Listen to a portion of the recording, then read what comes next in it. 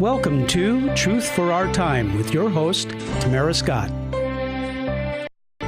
And welcome. Thank you for joining us. This is Truth for Our Time, where we help you live God's Word in today's world. We help you when the headlines hit home. And here's why. We discuss everything on this show, whether it's decorating for the holidays, preparing our hearts as well as our homes, or something as hard-hitting as politics, education, economics, taxation, evolution, whatever it is. Because if God expects you to live through it, He has directed you how to do it in His Word. And so we help you find that instruction somehow in the topics, the viewpoint in the topics that we deal with today. I am in the Thanksgiving mode, was making the preparations to clean off that kitchen table right before I came here so we could start actually cleaning it, clearing it, getting ready for Thanksgiving tomorrow. I'm sure all of you have plans as well. Some of you will be traveling on the day. Some of you may have already had your big day last weekend, or you may be having it the upcoming weekend. And some of you may not be hearing the show until Sunday at noon on the Truth Network 99.3 FM. Either way, I hope your hearts have been prepared for Thanksgiving. As you know, last week's show, we asked you to join us in Concerned Women for America's National Day of Fasting, Repentance, and Prayer. It was, I think, was it 7 or 8 years we've done that now. People in other countries join us across the globe because they understand if America falls, the globe falls. The world suffers. The world is in danger. And so we just ask everybody to put aside the partisan prayers that we found, even in a non-election year, but there are still smaller elections. We ask them to start asking for healing for our nation, repentance individually and corporately as far as church bodies and as a government and in our business industry. We ask them to prepare their hearts for a season of graciousness and gratefulness before are we switching mics out here? For those of you who are watching online, you're seeing it. For those of you who are listening on the radio, we're changing some things here in the studio. Forgive us for that. Anyway, we're asking you to prepare your homes and your hearts for the season of gratefulness before we get into that season that the consumer industry would have us be as greediness. We ask you to prepare your hearts for Advent. And of course, before we feast tomorrow, a week ago on Thursday, we ask you to fast and consider just spending time before the Lord and reflecting on what your role is and what His role is for you. And so I hope you were able to join us in that. If not, you can always take a day out and pray and fast. It's always welcome before the Lord. Now, I have to also clarify, joining us is going to be Bill Federer, and we're so pleased to have Bill, and I want to get to him right away because if you've ever heard him speak, he's with the American Minute. If you've ever heard him speak, you know it's turn on the hearing aids to high speed because his words are just powerful and so much information to give. And so I want to get right to him. We're going to be talking about Thanksgiving, about the Mayflower Compact, and about Islam and how they're all tied together. Does that make you curious? It makes me a little curious. And when I told him those are the topics I wanted to speak about, because he's an expert on Islam, I couldn't just let it go with what happened in Paris just a week ago. And he said, no problem. And I thought, how interesting is that? So we'll be joining him ever so shortly, and I want to hear his views on this next point I'm going to bring up. So before I get to that, let me thank my sponsors. Christians for America, Crave, Christians Reviving American Values Every Day, Crave, ChristiansForAmerica.com. We thank the Swarthouts for partnering with us, giving us the ability to be on air, to give information to you for 2 years now. We thank them for just standing with us and helping us get information that Americans have used across this nation. We also thank Webcast One Studios, where we actually come from and produce the show, webcastonelive.com. You can listen at 10 a.m. on Wednesdays if you're hearing this in the car on Sunday, and you have the ability to listen at work while you're working at the desk, or maybe out in the field, or maybe you're at home. You can join us at webcastonelive.com. Live at 10 a.m. Wednesdays. We have people across the country, across the globe who tune in. Or you can join us at 99.3 FM Sundays at noon, and we're very honored to be on that network as well, the Truth Network. How fitting that Truth for Our Time be on the Truth Network. So we thank the Lord for just being able to bring those organizations together and get news to you. So Bill Federer, as I said, is with the American Minute. He's an expert on Islam. He's an expert on American history. And if you ever get a chance to hear him speak, run. Don't walk, run. Make every effort you can, and you will be so impressed and so informed. He has a multitude of books that are available. He and his wife, she is also writing about our history. Bill, thank you for joining me. Great to be with you, Tamara. American Minute, is it .com? Correct. And people could sign up for that and get your little news alerts on our historic events that take place across this nation. That comes out how often? Every day.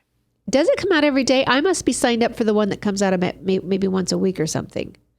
Right. Well, I do have another one that I send out occasionally. So sort of there's two of them there, but they can sign up at the website, AmericanMinute.com. Okay.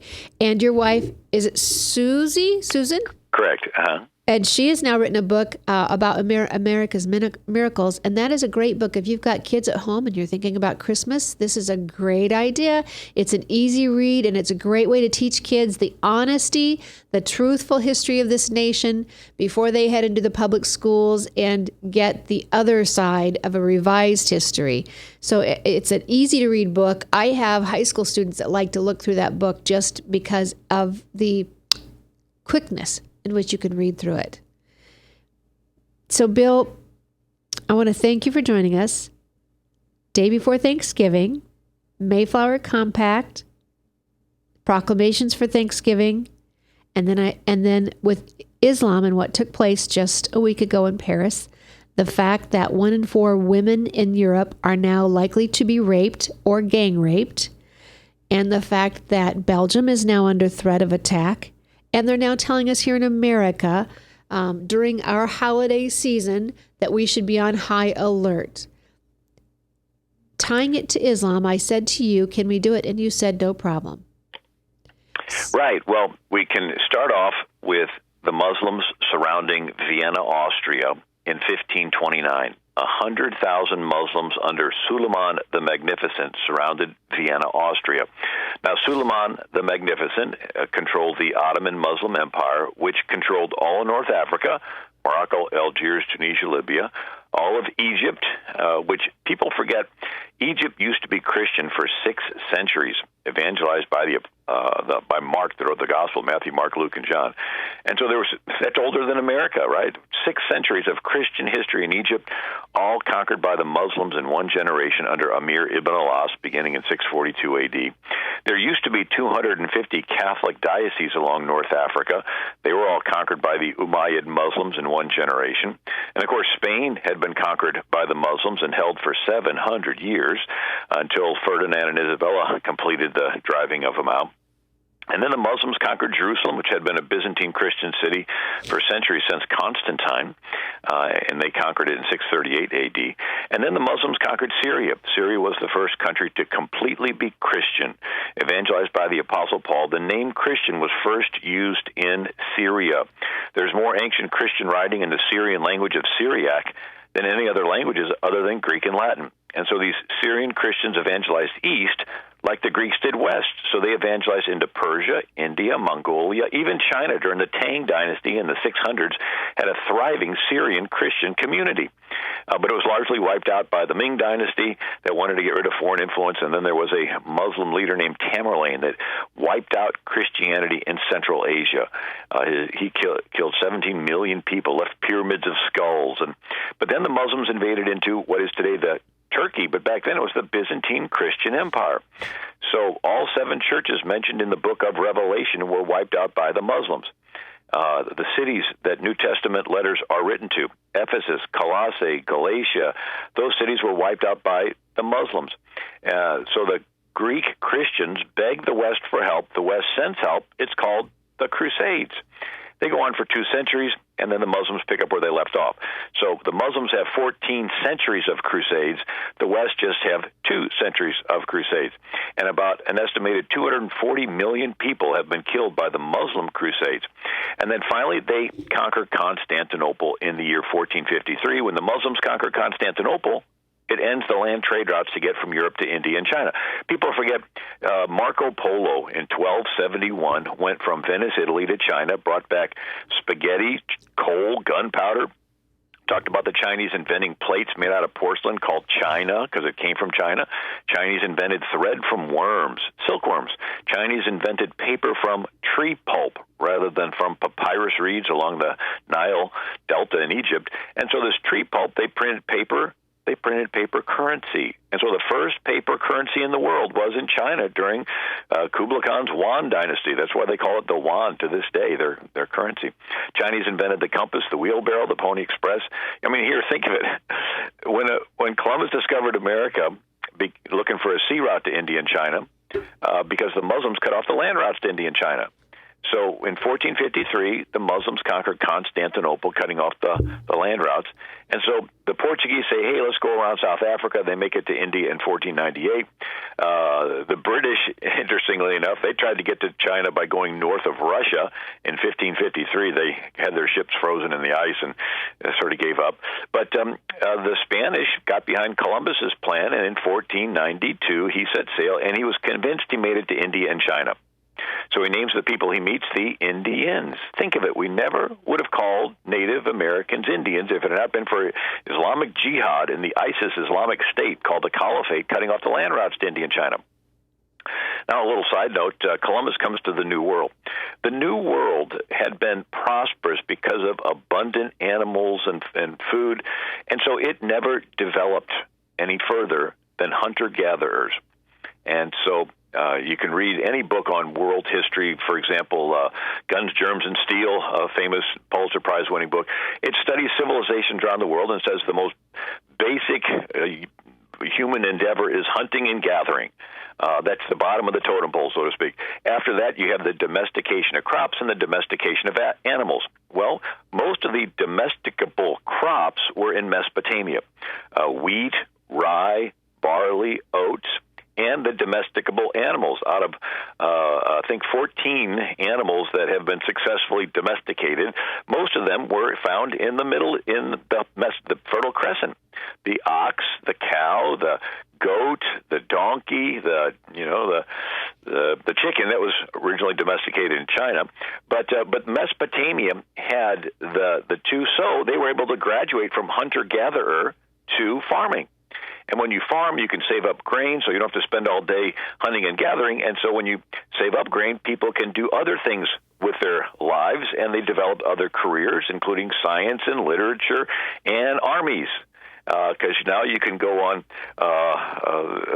So they began to conquer, and they began to conquer in increasingly larger areas and so forth.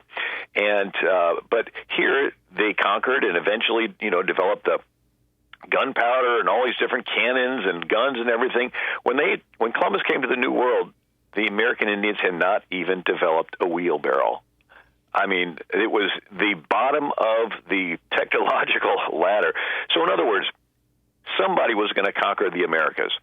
And they tried to blame the Europeans, but China sent out a treasure fleet in the 1400s, and they almost discovered America. The Portuguese, they had settlements in India and so forth. They probably would have found it.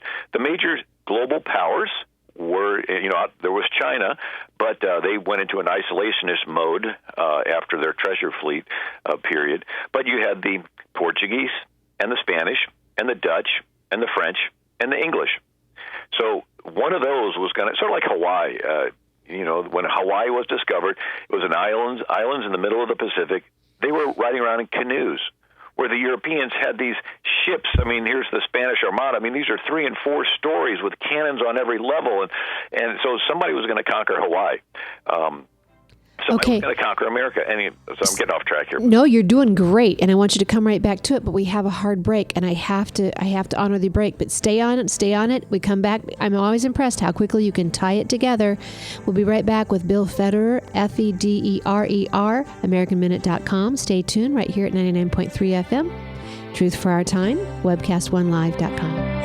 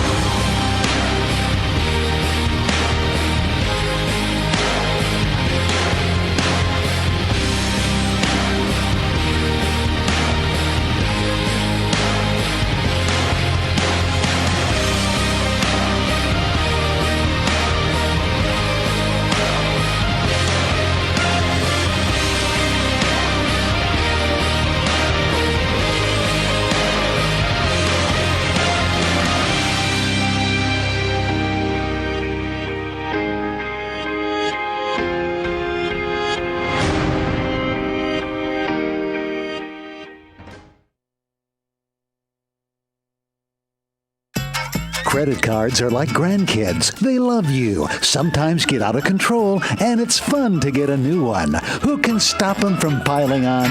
Hi, I'm Tom Coates with Consumer Credit of Des Moines. At the end of the day, you can return the grandkids, but you're stuck paying off bad credit card debt. We'll help you put the fun back into using credit cards responsibly.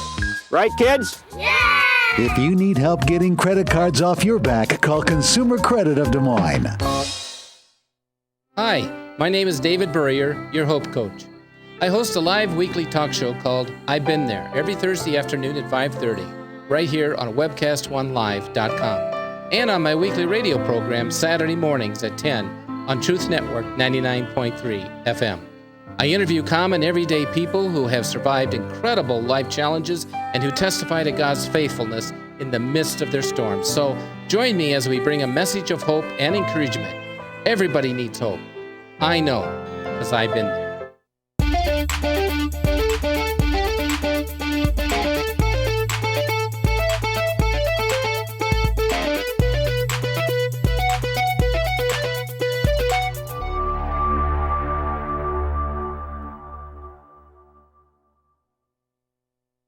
Rockton Prevention is celebrating 25 years of creating a caring community. We want to say thank you to the tens of thousands of Rock High School mentors that have carried our message of health, love, and encouragement to over 1.5 million children, teachers, and parents. Our mentors teach children methods and skills to prevent bullying and drug use. Thank you to all the school administrators, teachers, and counselors for their opportunity to serve you. Rock on, fair citizens. Rock on.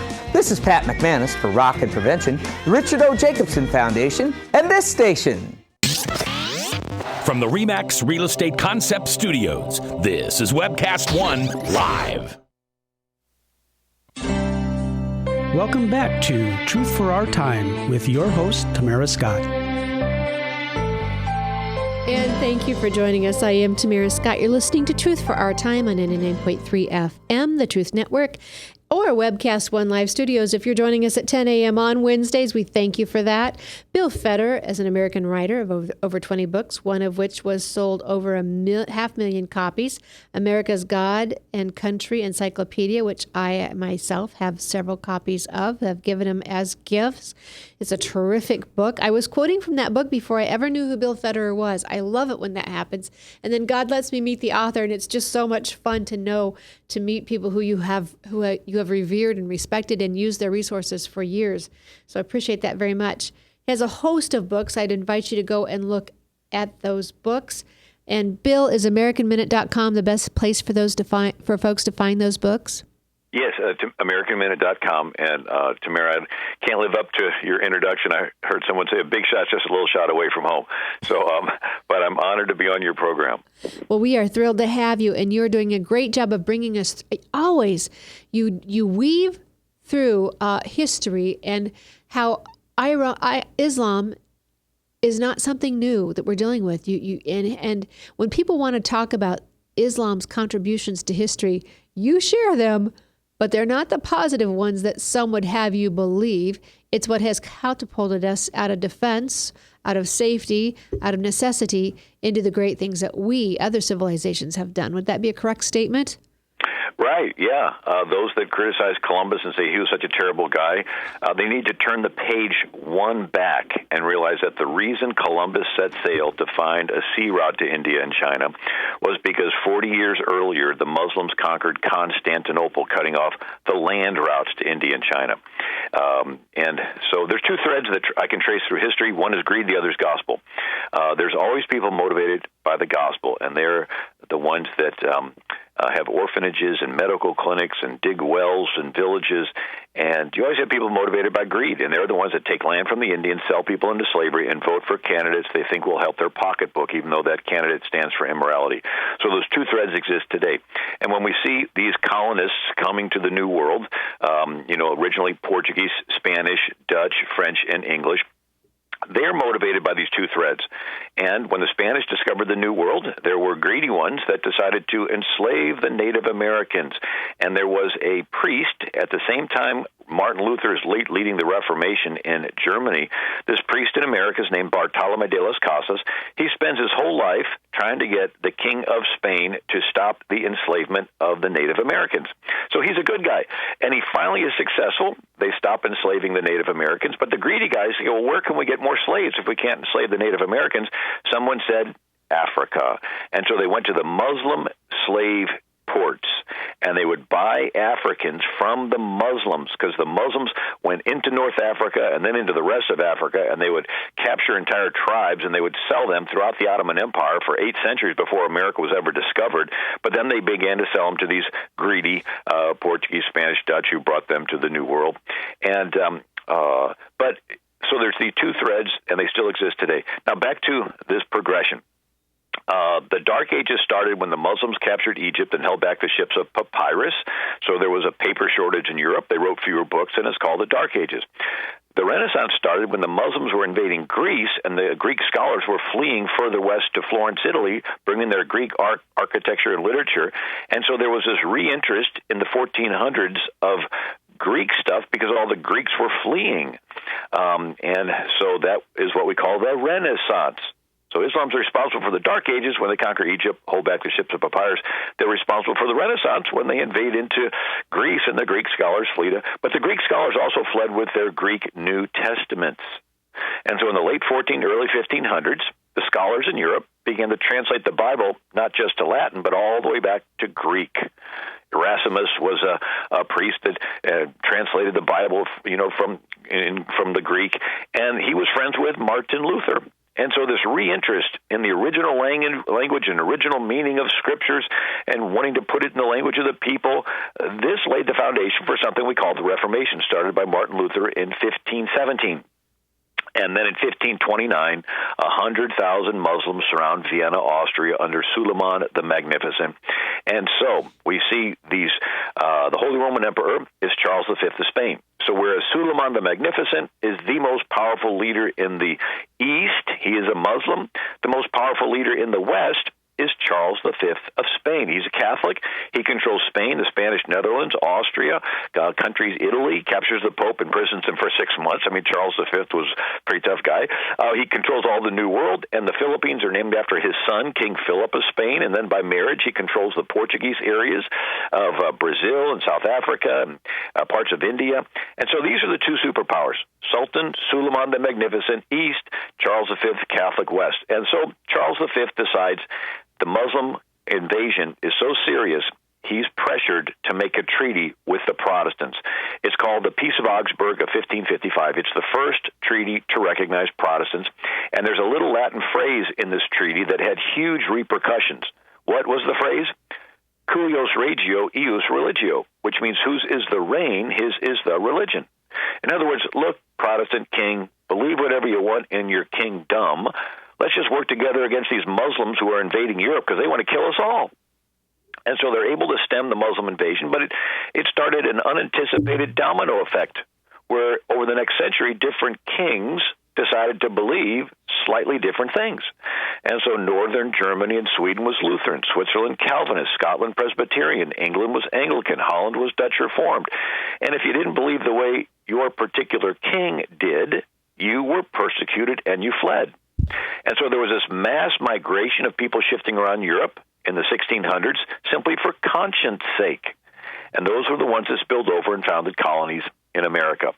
And so we see that it was one Christian denomination per country in Europe. Prior to the Muslim invasion, it was Catholic. But the Muslim invasion was so serious and the Reformation had just started, that's what pressured Charles V of Spain to do this Treaty of Augsburg of 1555. Now, Spain, they took the gold from the New World, right, that they were getting from the Potosi mines there in Peru. They were taking all that wealth and they were using it to fight Islam, holding back the Muslims from conquering Europe. But after several famous battles, the Battle of Malta in 1565 on September 11th, the Battle of Lepanto in 1571, the Spanish decides to take its powerful fleet called the Armada and stop the Reformation going on.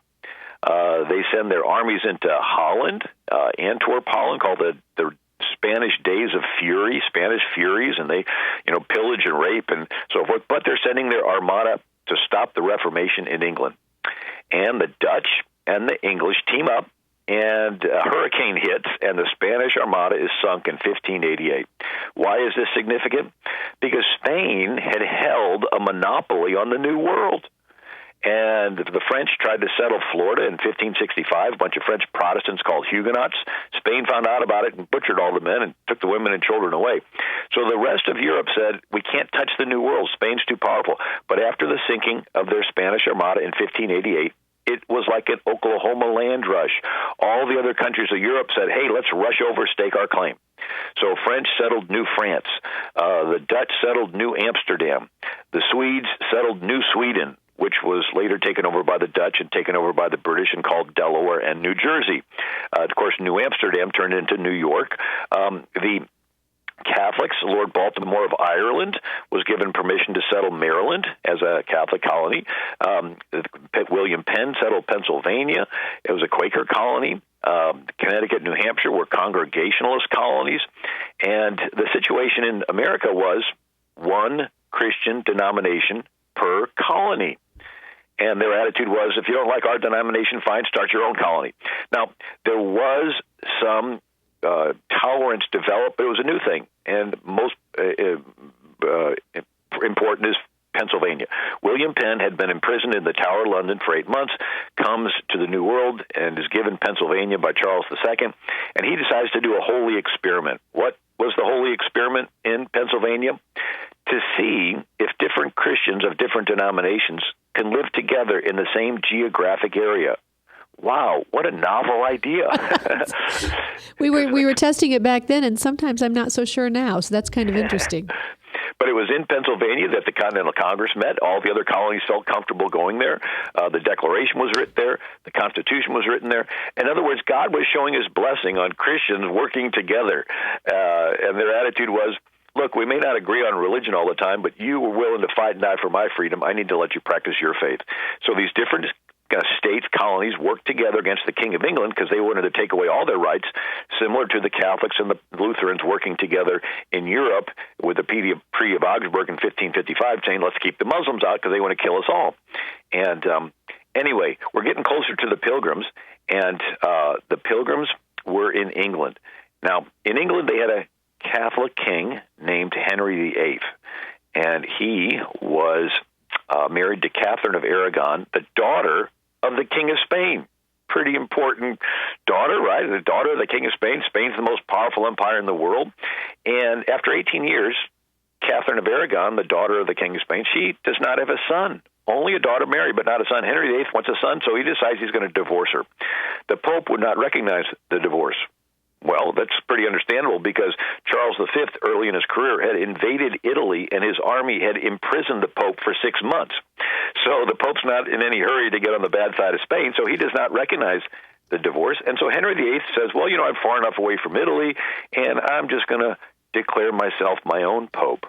he starts the Church of England, puts himself on as the head, and he goes on to have 6 wives. Not at the same time, but their fates were divorced, beheaded, died, divorced, beheaded, survived. And so there was another group in England that said, you know what, we want to separate not just from the Church of England, but we want to purify, the Church of Rome, we want to purify this church in England. And Henry VIII had spread the English Bible around the country because his advisors suggested if he really wanted to go through with this break from Rome, he needed to stop using the Latin Bible, because as long as he's using a Latin Bible, they're going to look toward Italy, because that's where they speak Latin. And so that's when Henry VIII decided to spread the English Bible around the country. But something unexpected happened. People began to read it. They wanted to purify the Church of England. They were nicknamed the Puritan. The king didn't like Puritans. He would send spies into their churches to listen to their sermons, and if they departed from the Anglican liturgy, the pastor was arrested, sort of like in Houston, where the mayor is sending spies and to get all the sermons of all the pastors. Exactly, yes. Wanting to reestablish this totalitarian. And so there was another group that said it's beyond hope of trying to purify the Church of England. We're simply going to separate ourselves, and we're going to meet in secret barns and basements. They got arrested, put in stocks, and they would be having their land confiscated. And so finally these Pilgrim separatists decided to flee to Holland. Now, Holland, it had the 7 united Netherlands. These were 7 provinces that united together against Spain. And the provinces believed slightly different things, but they said, hey, we got this common enemy of Spain. We'll allow each province to have their own little give and take when it comes to religion. And so this tolerance allowed the Pilgrims to go there and keep their Pilgrim faith. They settled in Leiden, Holland. Now, who else was in Leiden? Well, interestingly enough, the King of Spain, Ferdinand and Isabella. They drove the Muslims out of Spain who had been there 700 years, and then they decided, well, we're not sure if some Muslims are pretending to be Jews, so we're going to sort of do a inquisition to make sure there's not. And so, long and short of it, the king said the Jews have to convert or leave. And so a lot of them flee to Portugal, and then they flee to Holland, and they settled in Leiden. Okay. And there was a rabbi teaching. Stay right there. Stay right there, folks. We'll be right back with more from Bill Federer and An American Minute after these messages.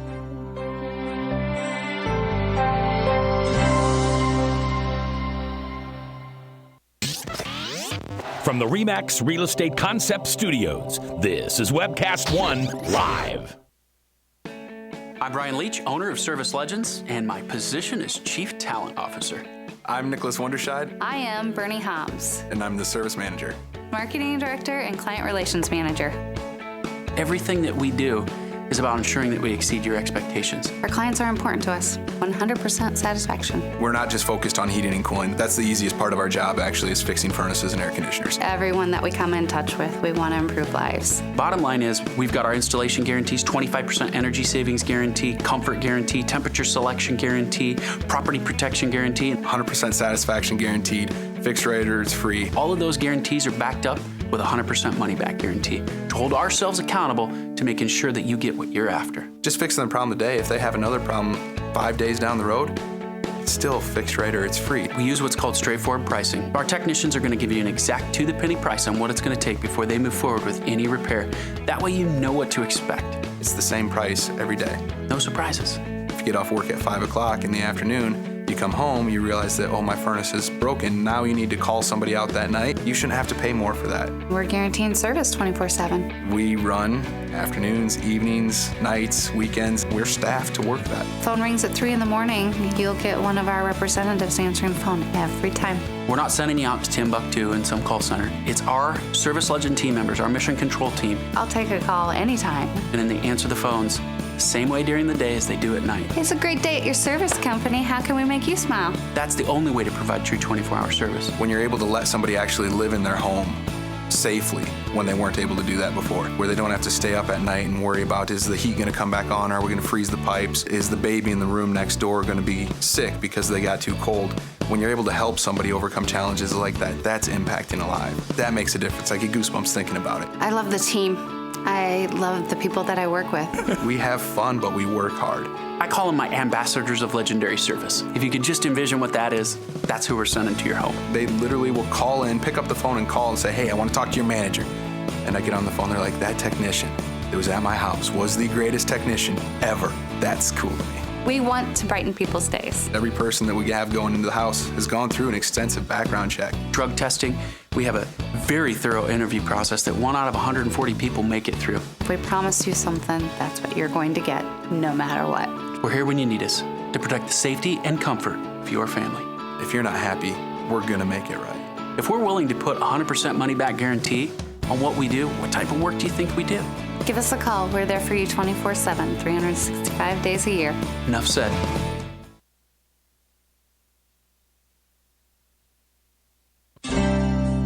Welcome back to Truth for Our Time with your host, Tamara Scott. And you, like I, can't wait to get back to our guest, Bill Federer, Federer, AmericanMinute.com. I will, in the midst of my rush to get home and get ready for Thanksgiving, I will at least get this link on tamarascott.com. We will get this link on tamarascott.com so you can listen to this again. I am taking notes to the point where, gosh, if Ryan hadn't warned me, we would have missed that last break because the information is so good. And I'm going to go back and listen to the tape myself just to try and absorb all of the teaching that we're hearing. And it's fascinating, the intricate interweaving of where we've been in world history and the similarities to where we are today and why we are here. But we're going to get right back to Bill Federer with AmericanMinute.com. Bill, if our listeners wanted to hear this or read one of your books or your DVDs, the closest to this, is there one, or do we need another DVD from you? Well, I have this mentioned in several different ones. One is the book America's God and Country Encyclopedia Quotations. Another is called American Minute, and they're short stories for every day of the year, and there's several on the Pilgrims and this history. And I also do a daily TV show called Faith in History that airs on the TCT network that is on DirecTV, or they can watch it with a link on my website, AmericanMinute.com. Just go, the little link says Watch Faith in History. Okay, so you can tune into AmericanMinute.com for that information, but I will get this link on TamaraScott.com because I know folks are going to want to come back and hear this just like I want to repeat it myself. All right, Bill, our next break is at 45 past the hour, and I'm just going to unleash you to go again. Well, great. So we are looking at England, and there's a King Henry VIII, and he is a Catholic, but his wife doesn't want to, is not able to have son, just a daughter. He decides to divorce her. The Pope won't recognize it, so he decides to be his own Pope, and he goes on to have 6 wives and wants to complete separating from Rome, so he comes up with an English Bible, and some people read it, want to purify the Church of England, and they're nicknamed the Puritans, and the king doesn't like them, and he arrests them and puts them in prison. There was one Anglican, Puritan professor at Oxford. His name was Alexander Leighton, and he thought that the Anglican Church should have separated more from the Catholic Church. And his big issue was cassocks, the black robes that are worn, and he was arrested and had his nose cut in half, his ears cut off, branded on the face as a heretic, whipped twice, put in the Tower of London until he died. I mean, it was a really serious thing for... now, just interesting with the cassocks, the Oxford and Cambridge, those were schools to train clergy, and the clergy wore the cassocks, and so that's why the Anglican Church continues to wear those. But the universities in America were founded originally as religious institutions to train missionaries, Harvard and Yale and so forth. And so they would wear the cassocks, men of the cloth, right, the black-robed regiment, and we're familiar with this term. And over the years, they put out less clergy, and they just started putting out students. And so when the students would go through graduation, they would wear the black cassock, and so that caught on. So every high school in America on graduation day, they have the kids put on black cassocks. That goes all the way back to the priest seminary in Europe. And anyway, I thought that was interesting. But So anyway, here's Alexander Layton. He thought that they should no longer wear the cassocks, and the head of the Anglican Church was the king. He said, no, we're going to wear them, and he gets his nose cut in half. So it was serious in England. Now, another group said it's beyond hope of trying to purify the Church of England. We're going to separate ourselves. They met in secret barns, basements, and they eventually fled. A bunch of them sold their property, got on boats, and they were going to leave, and at the last minute, the captain robs them and turns them over to the police. They're thrown in jail. Another group of these pilgrim separatists sell their land. They arrange for a Dutch ship to pick them up on the coast of England, and the men row the supplies out, and they're stowing the supplies on the ship, and while they're stowing them, somebody snitched. The British come over the hill, capture the women and children waiting on the shore. And the Dutch captain sails off. He says, I'm not here to fight the British. We're just going to leave. So he leaves with the men. And you can just imagine the women and children on shore saying, husband, get back here. For 2 years, they passed those women from one court in England to another, one jail to another. Finally, a judge said, look, you didn't do anything wrong, just go home. They go, duh, we sold our homes. And so they put them on a ship, sent them over to Holland, and they finally find their way to their husbands. How do you like that? So there was a nice ending to that chapter. But fewer and fewer separatists came over because it was a tough life in Holland. I mean, they didn't speak the language. They had to work 3 jobs a day. And so they eventually settle in Leiden. While they're in Leiden, that is where they run into Jews. And sure enough, the Jews were chased out of Spain, chased out of Portugal. They went to the Dutch. And in Leiden, Holland, there was a rabbi teaching at the university, and he taught Hebrew, Aramaic, and Syriac. And we see that the Christian pilgrims began to identify with Israel. And in their writings, they would say, well, they left the Pharaoh and we're leaving the King of England, and they were persecuted and crossed the Red Sea. We were persecuted and we crossed the ocean, and they're going to the Promised Land. We're going to go to our Promised Land. And so we see over and over again in the Pilgrim and Puritan writing this identification with the Jews. William Bradford, governor of the Plymouth Colony, he writes in there how he longs to read the scriptures in the original Hebrew language. And anyway, so Holland, they had the 7 united Netherlands. They united against Spain, and they became prosperous. A little background. In Catholic Europe, there was a sin called usury, the paying or receiving of interest. And so there were no companies, no joint stock companies. And so there were guilds of merchants and traders, even monastic guilds that would make things and sell them, and sometimes they would get some money. But really, there were no companies. And so if you wanted to do an endeavor that cost a lot of money, like sail to the other side of the world, you needed some rich guy to underwrite it. And that's why, Columbus had to find the King of Spain or the nobleman. And so when the Reformation happened in Holland, that's when they started some of the first companies. And it was the Dutch East India Company. And for 2 centuries, it was the most prosperous company in the world, more than all their companies combined. And they send ships to Indonesia to get spices. Now, anybody, a baker, a blacksmith, could invest money in the ship, and when it came back filled full of spice, they'd get paid a profit. They'd get, the interest on it. And if you wanted to sell your interest in this ship while it was at sea, you would go down to the Amsterdam Stock Exchange, the very first stock exchange in the world. And it was limited liability, so if the ship sank, all you lost was your investment. You couldn't be held liable for lawsuits or whatever. And when the ships did sink, they invented something called insurance companies.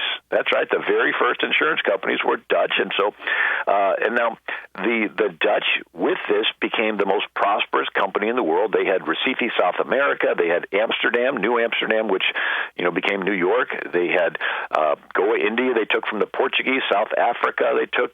They controlled Jakarta and Indonesia and an island off the coast of Japan. And so they were wealthy. So the Jews celebrated in Holland, and it's sort of interesting that when they went there, God blessed Holland, and they became a global power. But the Pilgrims settled there in Leiden, Holland, and then after 12 years, the Pilgrims decided that they wanted to go to the New World. Spain was threatening to attack Holland, which they eventually did. And you know how the Dutch defeated them? They broke the levees. Most of Holland is below sea level, and they would build these rock walls, pump the water out. They always needed these windmills to pump the water over the wall and eventually pump it back into the ocean, and then they would reclaim the land and grow stuff. And but when the Spanish invaded, they broke these levees, and they flooded the Spanish armies. But before that happened, the Pilgrims decided they're going to flee. and they were going to go to Guyana, South America. That's right. William Bradford says they heard about the perpetual spring and how it's so wonderful, but then they reminded themselves of what the Spanish did to the French Protestants in Florida. Jacksonville, Florida used to be Fort Caroline. It was a French fort, French Protestant Huguenots, and the Spanish wiped them out. We have 45 seconds for our next break. Anyway, so the Pilgrims decided to go to the New World, and they were going to go to Jamestown, which was founded 14 years earlier. And so they were a company colony, but before that, they got blown off course. And so they came unexpectedly to Massachusetts, and they decided to write the Mayflower Compact. So this is their government. It was the first government document written in the New World, and it was unique because it was them granting themselves permission. All right, we're going to go to break here. We'll be right back. The Mayflower Compact, I will have that link on tamarascott.com. You're hearing Bill Federer on Truth for Our Time, 99.3 FM and webcast1live.com.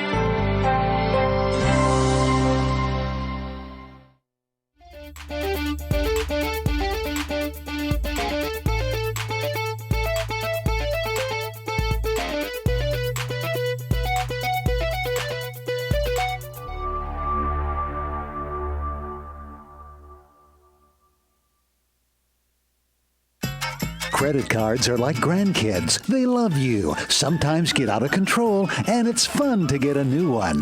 Who can stop them from piling on?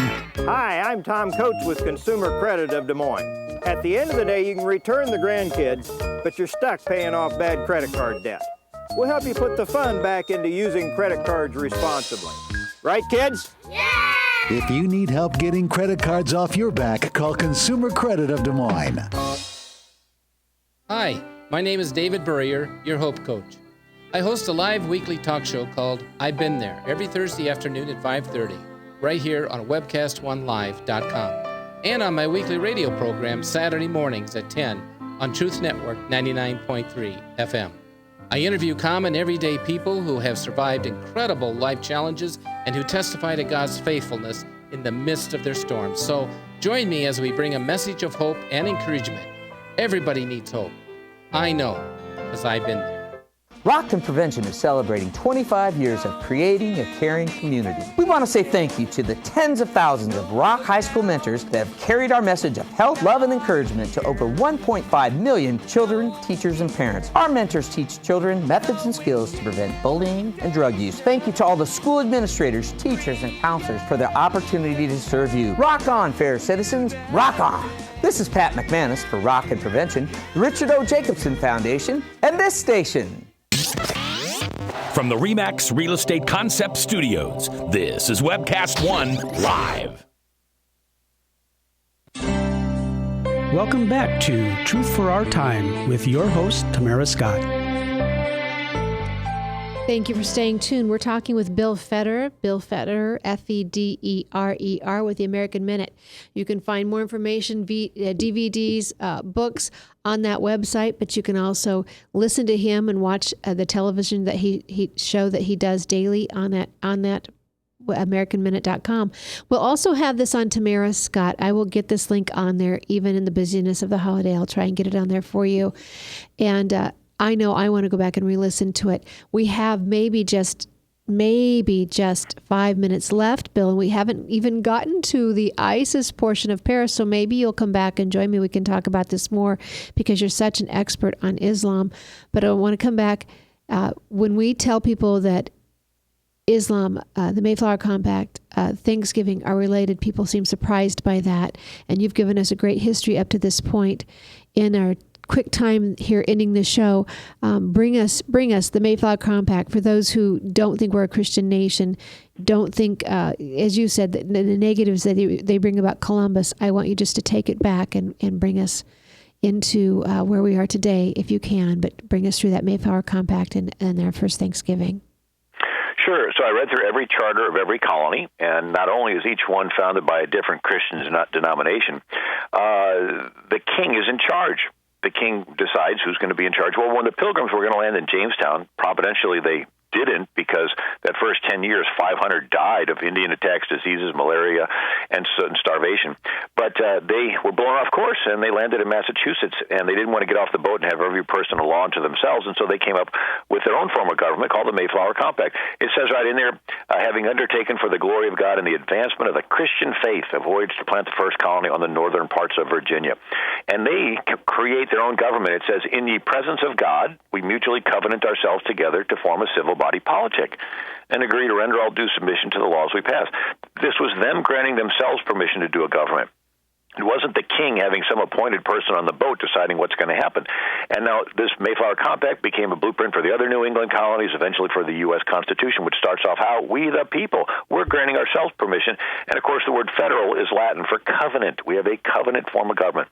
Well, the Pilgrims get off the boat. Half of them died the first winter. They would not have survived had it not been for Squanto, this Indian who years earlier had been kidnapped, taken to Spain, sold into slavery, found his way to England, worked for years, found his way to Newfoundland, worked, and then finally dropped off the winter before the Pilgrims, only to find his entire tribe had died. And so a plague had wiped him out. Now, had Squanto not been kidnapped and captured, he most likely would have died in that plague. William Bradford says a French ship was shipwrecked earlier 3 years, and the sailors got ashore. The Indians killed them, but one of them must have had a disease. The Indians caught. So in a sense, the Pilgrims landed on the one spot on the eastern seaboard that was uninhabited.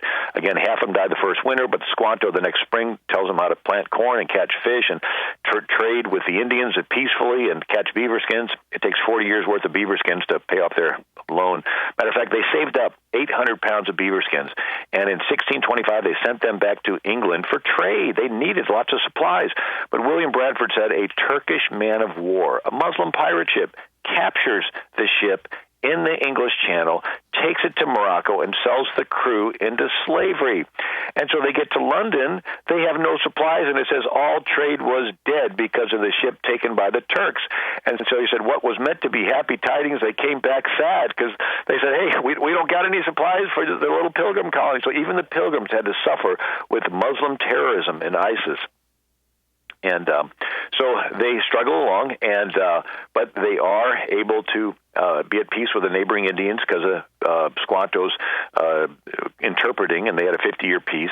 And so the Indians show up the first Thanksgiving with their their deer and their turkey and the game, and then the Pilgrims have their puddings and so forth. And the first Thanksgiving goes on for 3 days. And but then we realize that in colonial times they had this attitude: when things were bad, you would have days of prayer. When things were real bad, you'd have days of fasting and prayer. And when things turned around, you would have days of Thanksgiving. And it was just sort of on an as-needed basis until some of the states and colonies decided to have annual days of fasting, usually Good Friday, annual days of prayer and Thanksgiving. And then the revolution starts. And when the Americans defeat and capture 6,000 British at the Battle of Saratoga, the picture of that is in the U.S. Capitol Rotunda, the Continental Congress has the first national day of Thanksgiving after the Declaration. And it mentions Jesus Christ. Imagine that. And so it's November 11th, 1779, and it says that Day of Thanksgiving be throughout the states, and that the Lord would bless our arms, and that he would grant his church plentiful effusions of divine grace and pour out his Holy Spirit on all ministers of the gospel, and that spread the light of Christian knowledge throughout the remotest corners of the earth. Clearly, these are Christian references from a Christian people. When the British are defeated at Yorktown, the Continental Congress declares another day of Thanksgiving. When the Continental Congress declared a day of Thanksgiving, Jefferson is governor of Virginia, and so he orders Virginia to observe a day of Thanksgiving to Almighty God. And then, of course, Lincoln was the one who made the Day of Thanksgiving an annual event. Yes. And so every president from Lincoln had it be the last Thursday and the fourth Thursday in November. Now, no, it was FDR that wanted to move it back a week because he knew that the shopping started the day after. He thought it would kickstart the country's economy during the Depression. It didn't work, so he moved it back to the last one.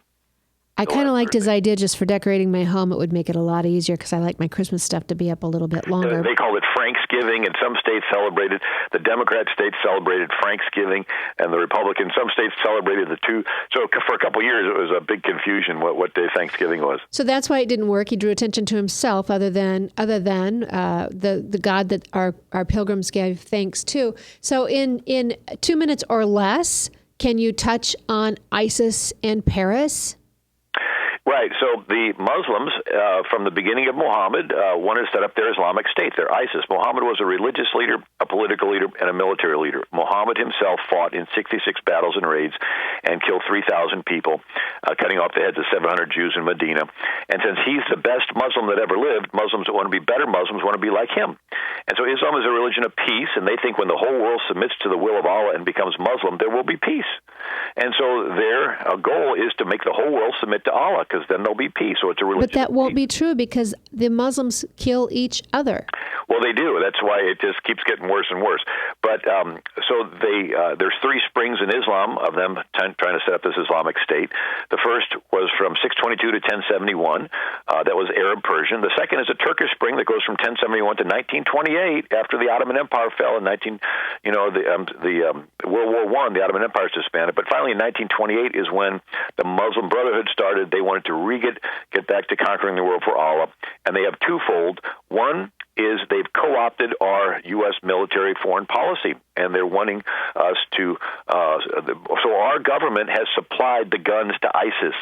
Most of Hillary's emails that she didn't want people to see, it's her transferring guns from Benghazi to Turkey to arm the Muslim Brotherhood to take out Assad in Syria. They want to get rid of all these kings so they can have their Islamic State. Okay. And, so and also I have sending them, the Syrian refugees coming to America. The thought is, are we being set up for an Arab Spring? Simultaneous Baltimores and Fergusons all across America building up to a head before the next election so the president can declare martial law. Out of time. Bill Federer has been my guest. Bill Federer, AmericanMinute.com. I hope you'll take time to check him out. I will put it on TamaraScott.com's website. I hope you will take time out to read the Mayflower Compact, to give thanks, to read some scripture. Last scripture of John said, if I were to record all that he has done, I could not possibly put it in one book.